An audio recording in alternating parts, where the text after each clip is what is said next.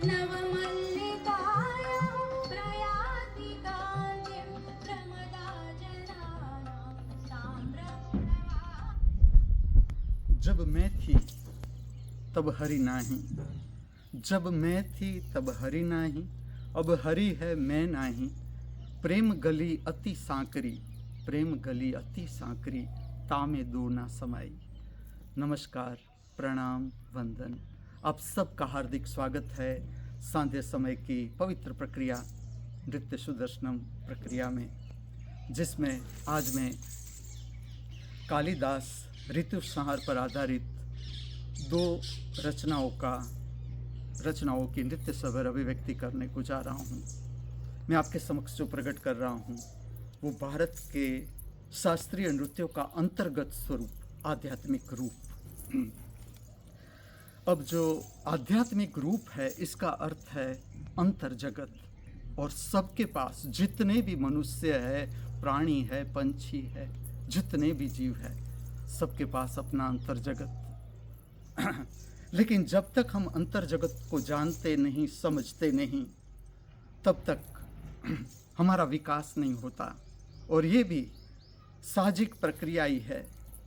और कई बार कैसा होता है कि जिसे हम कहते हैं नकारात्मक घटना जीवन की, लेकिन अगर हम ठीक से उसको समझते जाए तो उसमें भी बहुत कुछ मिलता जाता है। थोड़ी सी मैं बात करूँगा जो स्त्रैण श्रृंगार में धारण करता हूँ इसके बारे में। एक घटना ऐसी बनी, तब मैं यहाँ से दूर 50 किलोमीटर शायद होगा, यहाँ से मटोड़ा गांव में था। वहाँ की जो आदिवासी स्कूल थी, वहाँ पर मैंने महामृत विश्वविद्यालय का वर्किंग शुरू किया। और तब भी हर शाम इसी तरह से नृत्य सुदर्शनम प्रक्रिया प्रकट कर रहा था। उस समय मेरे पास, मैं धोती पहनता था, ऊपर का शरीर खुला रखता था, हर रचना इस तरह से मैं प्रकट करता था।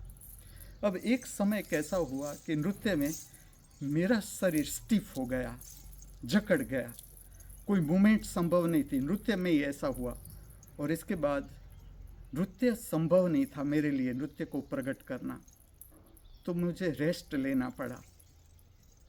अब जब रेस्ट लेना पड़ा तब मेरे भीतर एक जो, जिसे कहे अंतर जगत का दर्शन मैं कहूँ गहराई से, तो मेरे भीतर जो दैविक श्रृंगार था उसकी भी बहुत गहरी समझ थी। दैविक श्रृंगार या देव श्रृंगार जो नृत्य में प्रकट किया जाता है, और जो श्रृंगार है नृत्य में, वो इतना ही दर्शाता है कि हमारा अंतर जगत है वो प्रकाशित है।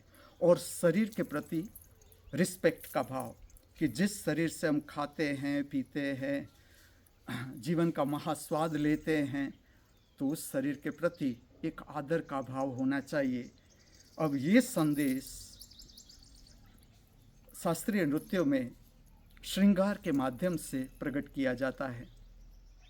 अब सूक्ष्म भावनाएं कैसे काम करती है।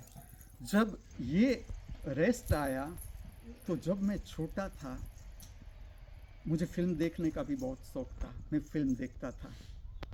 अब क्या होता था मैं आपको कहूँ कि फिल्मों में जब स्त्रियों का रूप, स्त्रियों की हीन रूप दिखाया जाता था जब, तो मुझे बहुत दुख होता था। एक भीतर एक दुख होता था, क्योंकि जब मैं स्त्री का इस तरह का रूप देखता था तो मुझे मेरी आंखों के समक्ष मेरी माँ का चेहरा आ जाता था।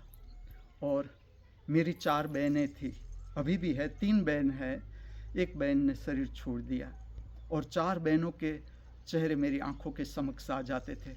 मुझे भीतर से ऐसा होता था कि जो ये इस तरह से स्त्री को दिखाया जाता है, ये किसी की माँ होगी, बहन होगी, बीबी, ऐसा मेरे भीतर, मैं आपको बता रहा हूँ अंतर जगत क्या क्या चलता है हमारे भीतर, मैं मेरी बात कर रहा हूँ। तो मुझे मेरे भीतर ऐसा आता था कि मैं क्या कर सकता हूँ इसमें, अंदर अंदर ये बात चलती थी। अब जब शरीर ये स्टिफ हुआ तो एक और बात मेरे भीतर आई। मैं जब 7वीं स्टैंडर्ड में था, तो जो देव श्रृंगार है या देविक श्रृंगार, ये साहजिक होता है, साहजिक। मैं ऐसा नहीं कहता कि हर एक के भीतर ऐसा होना ही चाहिए। सबका अपना अंतर जगत है, सबकी अपनी यात्रा है, हर मनुष्य की अपनी यात्रा है, अपना स्वभाव है, अपना अंतर जगत है। तो मुझे दैविक श्रृंगार में बहुत रस था, देवियों का श्रृंगार या देव का श्रृंगार। अब उस समय तो मेरे पास कुछ था नहीं, तो मैं क्या करता था, जब स्नान करने जाता था बाथरूम में एक आईना था, तो जो साबुन की जार होती है उस जार से मैं गहने बनाता था, ऊपर मुगट बनाता था शिव का, कृष्ण का, इस तरह से, और पूरे गहने देव का, देवी का ये बनाता था। अब ये बात मुझे तब जब सरिष्टिप हो गया, दोनों बात मेरे आंख के समक्ष आने लगी कि मैं क्या कर सकता हूँ। जो नृत्य का माध्यम है, इसके द्वारा मैं स्त्री का जो दैवी रूप है, दैवी रूप या गरिमा सभर स्त्री को मैं प्रकट कर सकता हूँ। मेरा सामर्थ्य कितना स्त्री को प्रकट करना है अगर मुझे, तो मेरा सामर्थ्य कितना, ये बात मेरे भीतर आने लगी।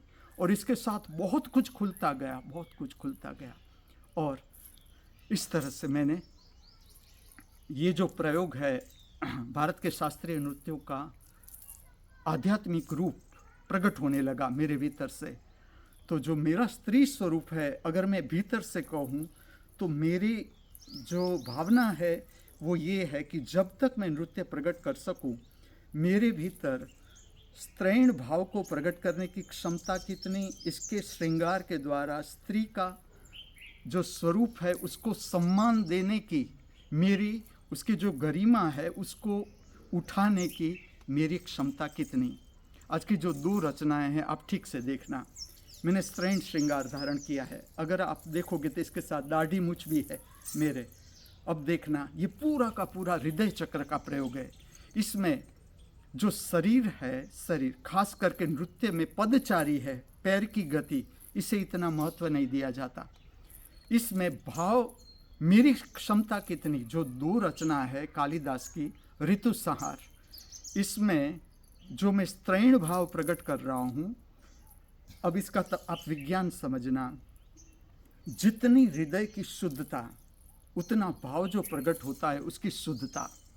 अगर आप ठीक से देखोगे तो ये जो स्वरूप प्रकट होता है या ये जो रचना प्रकट होती है, इसमें कम से कम आप आर्टिफिशियल अभिनय जिसे कहते हैं इसका उपयोग रहता है। संपूर्ण नेचुरल भाव कितना प्रकट होता है। इसलिए इस प्रक्रिया में चेहरे पर मेकअप नहीं किया जाता। जो हिमांशु नाट्यम में प्रकट करने को जा रहा हूँ, इस पे चेहरे पर मेकअप नहीं आता। मेकअप, मैं आपको बात कहूँ, चेहरे में जो भाव प्रकट होता है इसके इफेक्टिव स्थान है आँख, और आँख के नीचे का जो भाग है इसका सबसे ज़्यादा इफेक्ट भाव प्रकट करने में आता है। वैसे भाव पाँव के अंगूठे से लेकर मस्तिष्क तक हृदय चक्र की शक्ति प्रकट होती है। जब समझो कि कोई एक रचना कान पर पड़ती है और भीतर से नृत्य प्रकट होता है और उसमें भाव प्रकट होता है, तो पूरा शरीर की जो शक्ति है वो चेहरे के द्वारा भाव में प्रकट होती है। ये बात इसलिए कह रहा हूँ ताकि आप ठीक से इसका दर्शन भी कर सको दोनों रचनाओं का, और ठीक से देख सको पूरा स्वरूप और गति। अब समझना, अगर आपका अंतर जगत और मेरा भाव ट्यूनिंग पकड़ रहा है, ट्यूनिंग, तो आपको समझ लो दाढ़ी मूछ है फिर भी वो कुछ दिखाई नहीं देगा। और उसका इतना ही कारण है कि ये बहिर्गामी प्रक्रिया पूरी हो गई, आप अपने अंतर जगत में डूब गए, क्योंकि ये आध्यात्मिक प्रक्रिया है, ये मनोरंजन प्रक्रिया नहीं। मेरा कोई प्रयास नहीं कि मैं आपका ध्यान मेरे ऊपर ले आऊँ, ये नहीं है प्रक्रिया। मैं मेरे भीतर, आप अपने भीतर। अगर आप अपने भीतर चले गए और समय के साथ साथ जो नृत्य बहता है उसमें अगर आप बहने लगे, ये प्रक्रिया सहज होती है, आपको कुछ नहीं करना है। लेकिन जब नृत्य पूरा हो तब आप ठीक से ऑब्जर्व करना कि इसमें जो मेरा पुरुष रूप है, दाढ़ी है, मूछ है, ये बीच में आता है कि नहीं, इसका मैं दर्शन का एक विज्ञान आपके समक्ष प्रकट करने को जा रहा हूँ। अबाउट श्रृंगार, आपका आज का जो पवित्र वस्त्र है वो मुझे अर्पण कर रहे हैं बड़ौदा से Osho Rinzai family, Shrimati doctor Riddhi Bhatt, Shri Rinzai Bhatt, Raju Bhatt एवं रश्मि गाला। आज का पवित्र वस्त्र अर्पण कर रहे हैं। और जो आप श्रृंगार देख रहे हो, पूरा का पूरा श्रृंगार, पाँव के अंगूठे से लेकर मस्तिष्क तक पूरा श्रृंगार जो तैयार किया है, वो तैयार किया है देवी माता चित्रलेखा ने। अब आज की जो 2 रचना है वो आपको मैं, ये जो स्थान है इसको मैंने नाम दिया है शकुंतला पुष्पवाटिका। और मैं इसको तैयार किया है, पूरी पुष्पवाटिका को तैयार किया है। उसके पीछे जो मेहनत की है वो की है देवी माता अर्चना ने।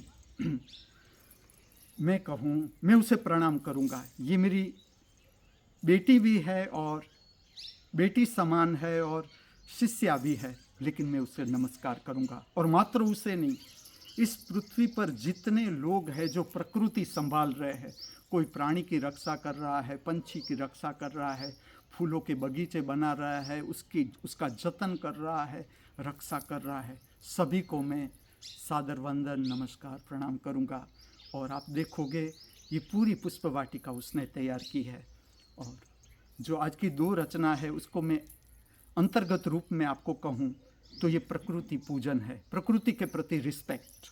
और ख़ास करके फूलों का बगीचा, मैं उसका आध्यात्मिक रहस्य कहूँ तो जो फूलों की उपस्थिति है वो चंद्र शक्ति है। चंद्र शक्ति धरती पर आती है, वो फूल जब प्रकट होते हैं तो चंद्र शक्ति रहती है।